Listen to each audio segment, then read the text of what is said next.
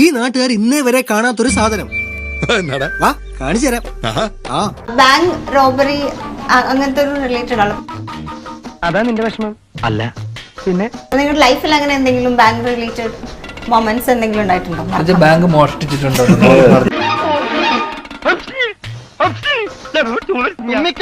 ഒടുക്കത്തെ തുമ്പലാണെന്ന് നീ മറക്കണ്ട.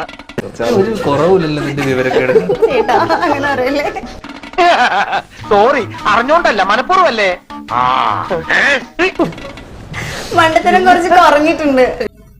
അപ്പൊ ഞാൻ കണ്ടതോ?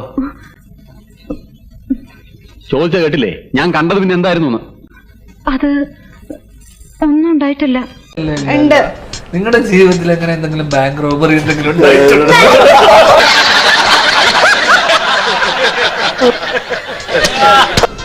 2 മാസം കട്ട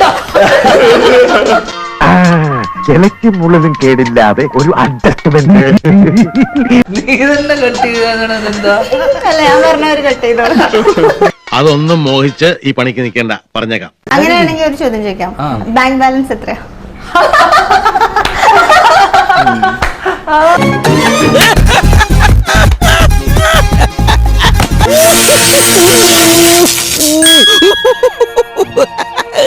അപ്പൊ ഞാൻ കുറച്ച് ഇത് പറയാം. അതിൽ നിങ്ങൾ സിനിമ ഇൻഡസ്ട്രിന്ന് ഏത് പാർട്ട്ണറിനെ ആയിരിക്കും കൊണ്ടുപോകുന്നതെന്ന് പറയാം. എന്താ? ഒന്നുമില്ല, മനസ്സ് പതറരുത്. വെള്ളമടിക്കാൻ. വെള്ളമടിക്കാൻ ഞാൻ ഇപ്പൊ വെള്ളമടിക്കാത്തത് കൊണ്ട് വെള്ളമടിക്കാൻ അജു തന്നെ. സംശയിക്കണ്ട, ഞാൻ എന്തു പറഞ്ഞാലും അവൻ കേൾക്കും. ഞങ്ങൾ ഒരുമിച്ച് കളിച്ചു വളർന്ന വരുമ്പം കണ്ടില്ലേ, എപ്പോഴും കളിയും തമാശയും തന്നെ. അജു വർഗീസ്. എന്താ പടയപ്പയാ? അജു വർഗീസ്. അപ്പൊ പുള്ളി ഹാപ്പിയായി.